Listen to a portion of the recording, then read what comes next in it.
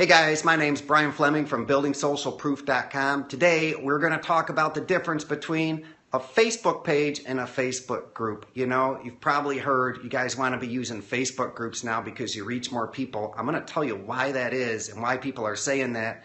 But the truth is, spoiler alert, you kind of have to have both. But you can make them work together in a really good way. I'll tell you about that later too.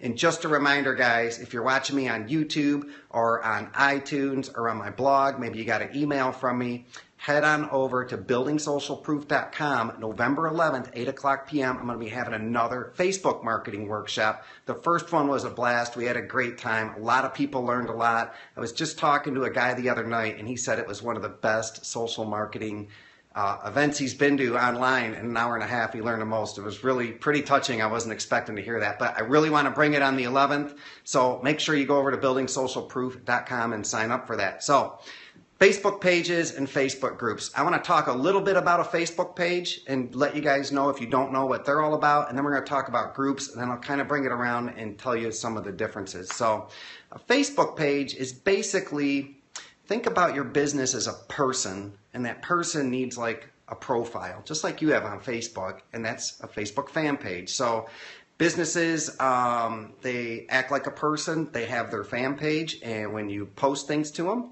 people who like your page, they get a like button. So you got your fan page. People can like your page if they like your business, right? We've all seen those. As they like your page and you post things to them, the people who've liked your page have an opportunity to see your post. So that's basically what a page is. Everybody watching this has to have a Facebook page. To do anything on Facebook, you really have to have a page. Now, I just set one up with a client the other night. Don't think into it too hard. It literally shouldn't take you more than 5 minutes. When you go to set up your page, what you want to do is go to the desktop version of Facebook, just sign in, and in the right-hand side, there's a little drop-down. Just pick that and hit Create Page, and it'll give you a whole slew of choices. It's going to be really confusing. You just want to pick the one that says business, brand, or website. That's probably what it's going to be, unless you're a brick and mortar. You want to pick local business. Very, very important, because you get special things with local business that will matter a lot to you, like click to call on your ad campaigns. So that's it for a page. Now, one thing about pages is you can run ads with your Facebook page. So you're going to want to get into Facebook ads at some point, whether you have or not. And when you do your Facebook page, you kind of just have to have one. So as far as growing Facebook pages, I'm having a lot of success with it. There's software I'm using. I'm going to talk about it more on the workshop on the 11th. But I've been having good results with that. And just today I hired an outsourcer to run that software. She said she's going to do it for $3 an hour, and it takes 15 minutes to run the software. So talk about outsourcing. Man, that's great, right? So I've been doing stuff to grow a Facebook page, but to grow one, just know you're going to have to post to it between 5 to 8 times a day throughout the day. So that's the kind of work involved to actually grow a Facebook page. Now, a Facebook group is a little bit different. A Facebook group, people don't like a group. There's 2 kinds of groups, guys. There's public groups where anyone can join. Yeah, and there's private groups where you kind of have to be approved to join. Now, I recommend if you get involved with Facebook groups, really only stick to private groups, because the public groups in general are just spammy and you're not getting the real deal. So you can join other people's groups. Just apply. A lot of people will let you into their group. Once you're in a private group, here's something that's really, really cool.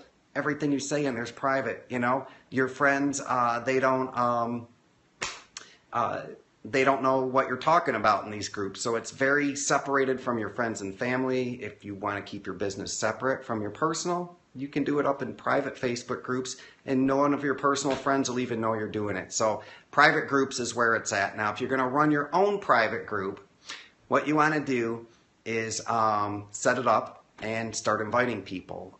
What's going to happen in the beginning is you're going to be the only one talking, which kind of sucks because most people don't post in these groups. So a good tip is what you want to do is find people in other groups who post a lot and message them and ask them to be a contributor to your group. You have to go out in the beginning and recruit people who are posters to contribute to your new community.